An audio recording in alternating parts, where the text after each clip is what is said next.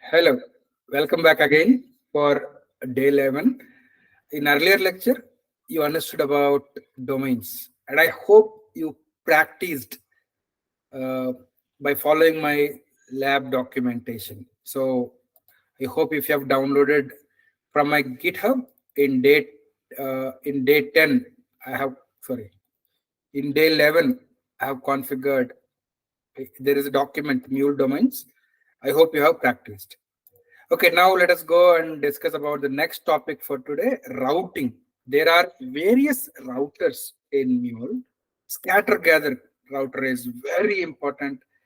They can ask you some questions in interviews as well as exams. So let us see various routers. First, most importantly, scatter gather router. What is this and when we can use this? Okay, let's assume that I have one flow where I have written logic to fire a query on database and select all products. Okay, this is one flow. I have one more flow within my application where I'm making a REST API call by using HTTP request connector and getting products from the REST API. So this will give me products. And again, I have another flow where I'm using web service consumer to make a web service call and get list of products. So three flows are having logic to retrieve products.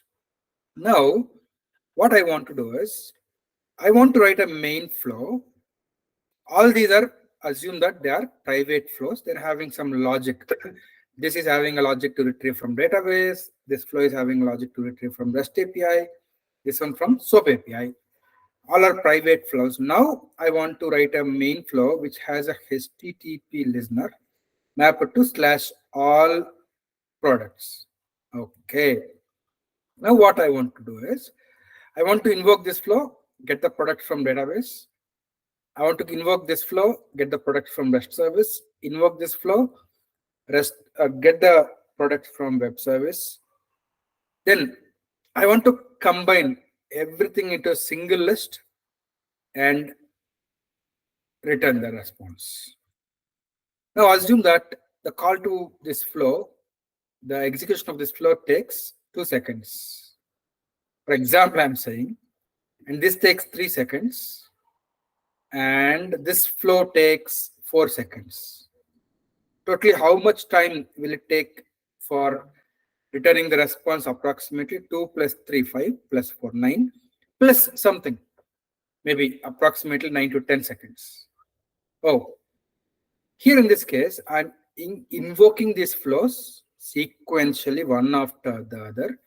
So there will be one single thread which is executing this flow. It will make a call, wait for response from 2 seconds, again another call, another call.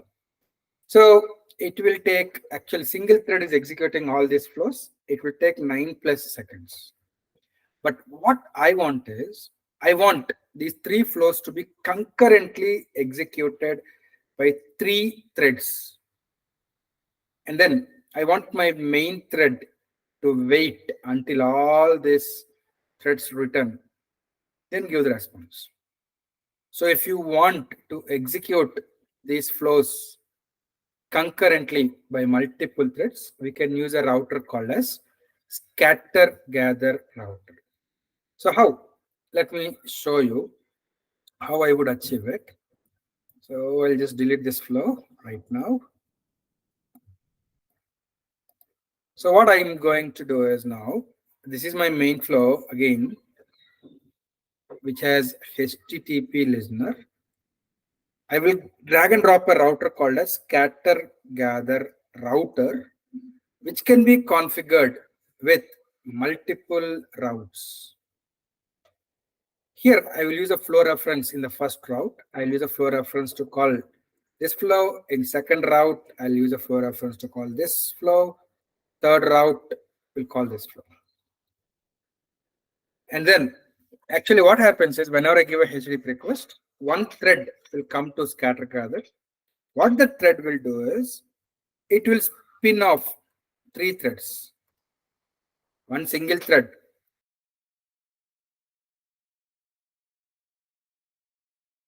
which is executing scatter gather will create 3 threads. And what that main thread also will do is it will create 3 copies. Remember this important word. It will create 3 copies of Mule event, and that copy of Mule event is given to each of the flow. Okay, so 3 threads now concurrently execute these flows. Now this is taking 2 seconds, this is taking 3 seconds, and this is taking 4 seconds. Okay, so now 3 threads will concurrently execute, and the main thread which is executing the scatter gather will wait until all the 3 threads come back, until all the 3 threads join. So how much time will it take for all 3 threads to concurrently execute? Maximum 4 seconds. Right, as they're executing concurrently, it may take approximately 4 seconds. Control will come out of the scatter gather after 4 seconds. What this scatter gather is doing is, it is scattering one Mule request into multiple routes. Basically, it is copying, it is creating 3 copies of Mule event and scattering the requests into multiple routes. So threads will execute concurrently or parallelly. And then the main thread will wait for gathering the responses.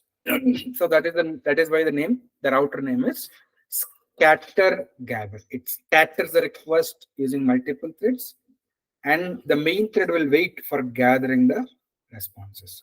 So once the control comes out of scatter gather, the payload will contain all the responses. Okay, so let us clearly see with example. Very important actually.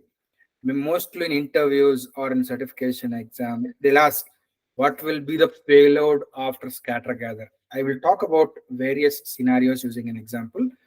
Let us see how to use scatter gather first. Okay, so what I'm going to do is, actually I'll delete this. I'm already having this. Let me delete this. Okay, so actually in day 11, okay, in day 11 in my GitHub repository, it's already there. Here there is this jar file called as scatter gather jar, which I exported. This is a Mule project which I exported. So what I'm going to do is, I'm going to my Anypoint Studio. I will import that jar. Once I select import under Anypoint Studio, I'm selecting packaged Mule application jar. Next, I will select the file. Okay, this is the jar file, 01 scatter gather start, finish. So that project will be imported. It contains some flows. If it asks for perform update, yes, you have to perform the update. Fine. Now, in this project, which I imported, there are 3 XMLs. Let me show you the first XML, consume REST. Here, you have a private flow making a GET request to /products, and this is the URL. So actually, there is a REST API which will be running on 7070. Once it makes a GET request to /products, it will get all the products. Then what am I doing in this transfer message? I'm converting whatever response I get into application/Java. So as I will be getting a list of or array of products, the output after this will be a list actually in Java. Fine. Here, if you see SOAP, this is a flow which contains a logic to consume an operation called as get all products using web service consumer. I'm consuming. And this transformer, if you see, I have written some transformation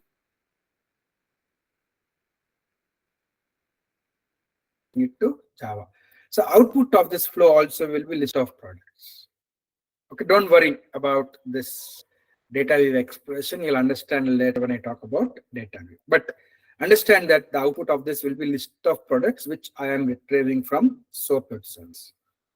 Okay, and in database endpoint.xml, here I'm firing a select query on the product table. I'll be getting list of products. After this, again, I'm converting whatever I get from database into Java. Fine. These are the 3 XMLs. Now I'm going to create another Mule configuration file.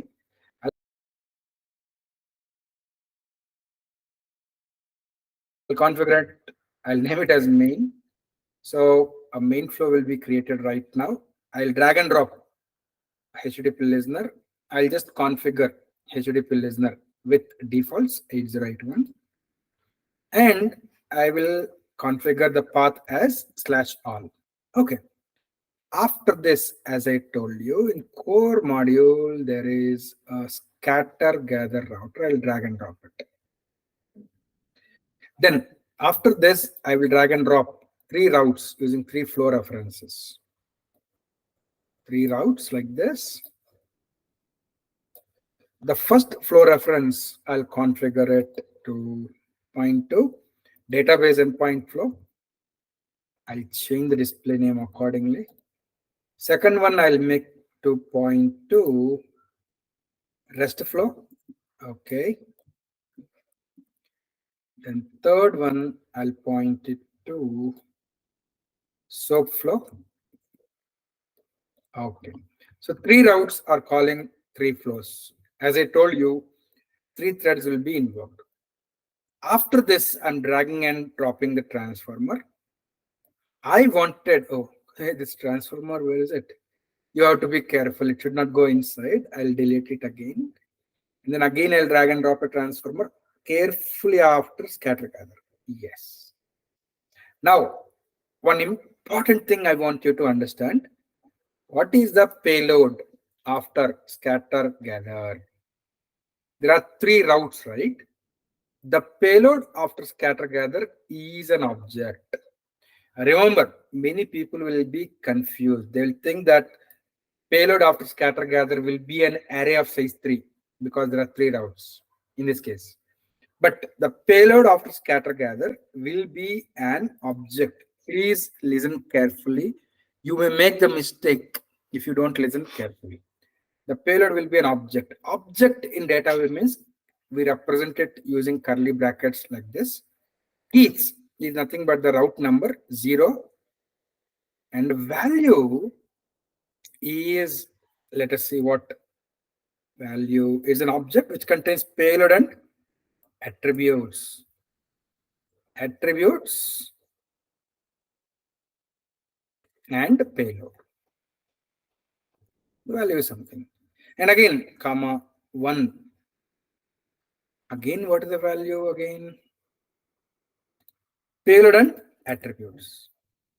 Again, attributes, payload, comma 2. That means for the route number 0, 1, 2 routes are starting from 0. This is the third route, and the value again is an object which contains attributes and payload.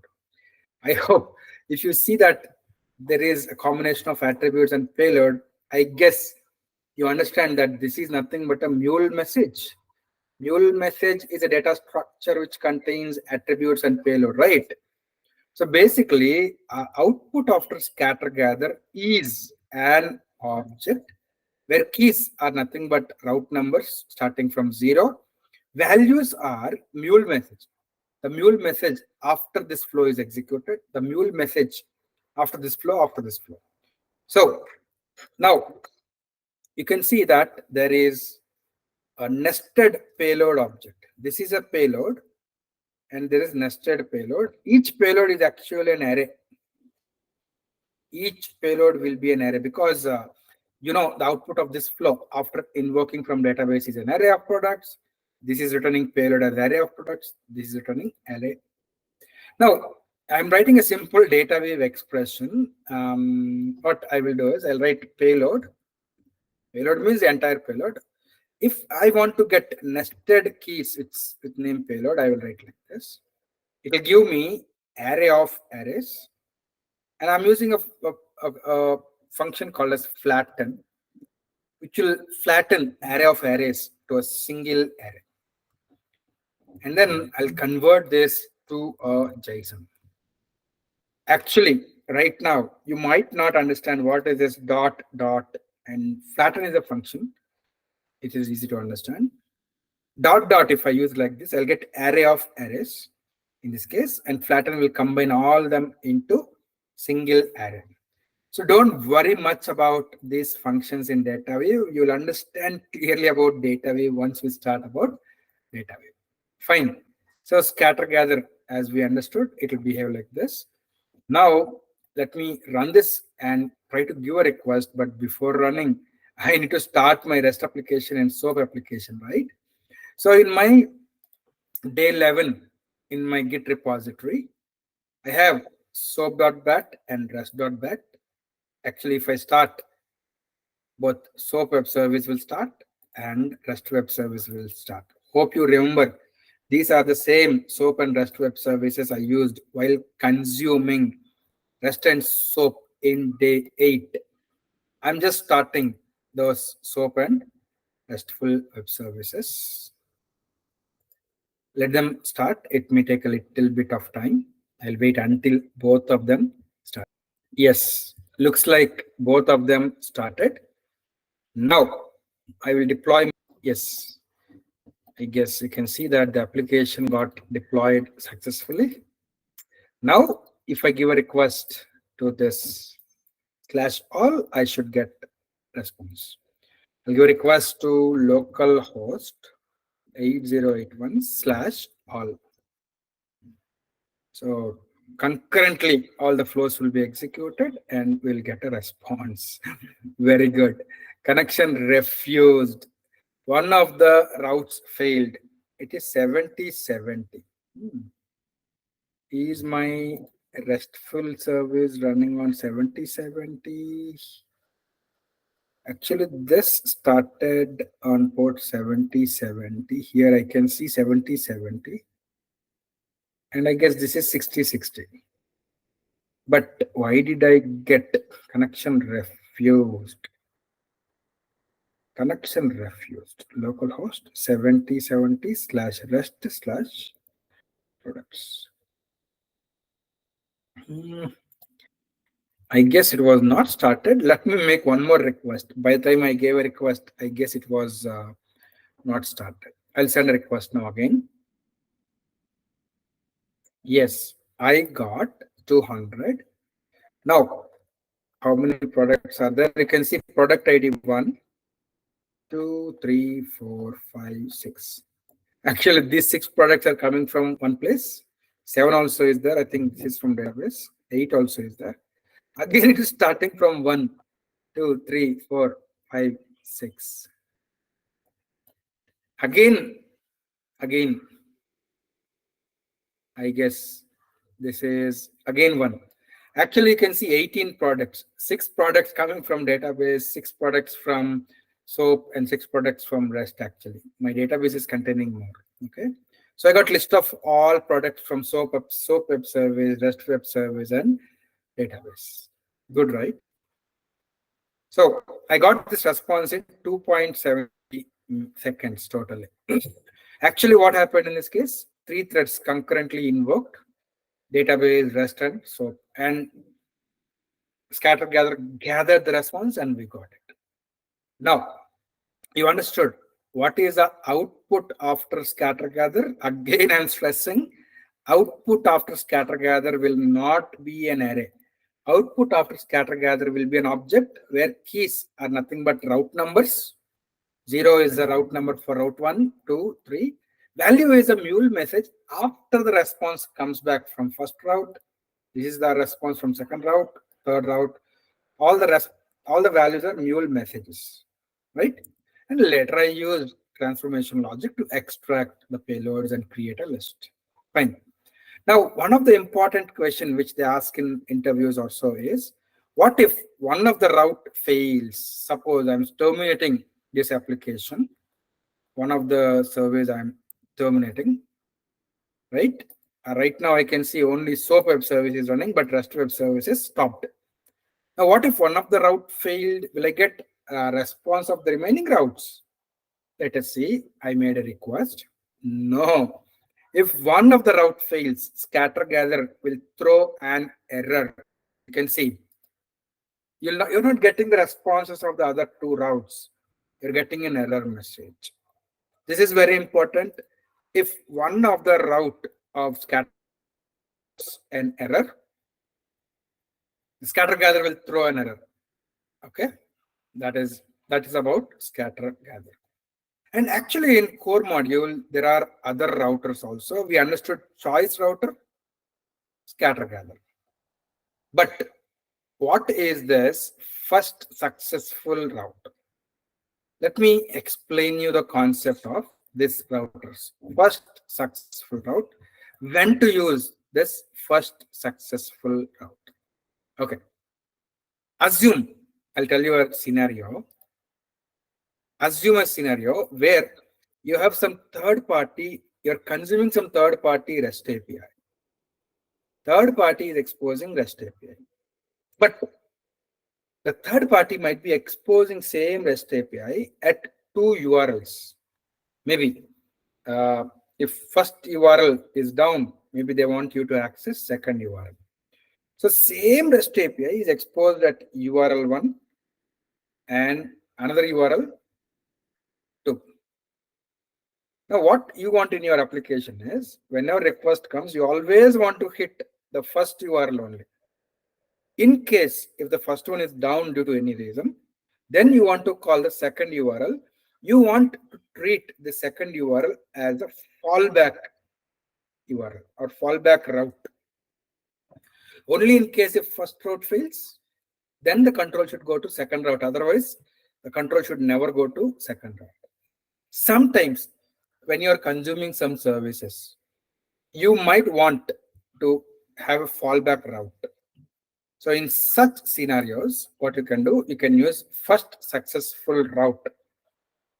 Actually, whenever a control comes, it always invoke the first route. Only if first route throws an error, then only the control will go to second route. If second route is successful, then first successful router will return the value. So whatever is first successful, the order matters. That's about first successful route. Okay, let me delete it. Now I'll tell you one more router and core module, round robin router. Okay. So what I can do, I can have multiple routes for this round robin as well. Assume that these are multiple routes.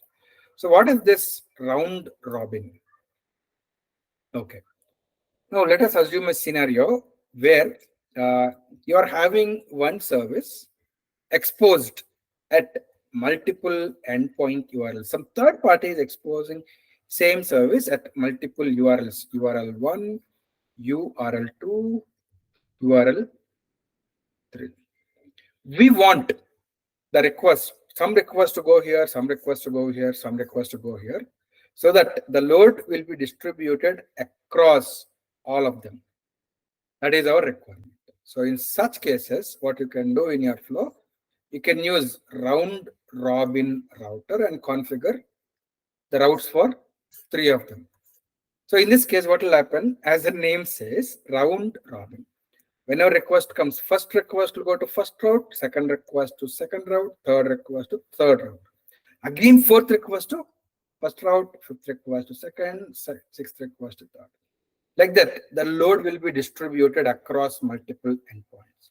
Suppose if you're having a scenario where the same service is exposed at multiple endpoint URLs and you want load balancing for that, then you can use round robin router. So that's about the routers available in Mulesoft. Scatter gather, first successful, round robin, and we have been already using choice route. So that's it. Now what you can do is, in my Git repository in day 11, I have this document, scatter gather document. You can just follow this document and complete this exercise. So we are done with day 11. Please don't go to day 12 until you complete these exercises. See you tomorrow in day 12. That's all for today.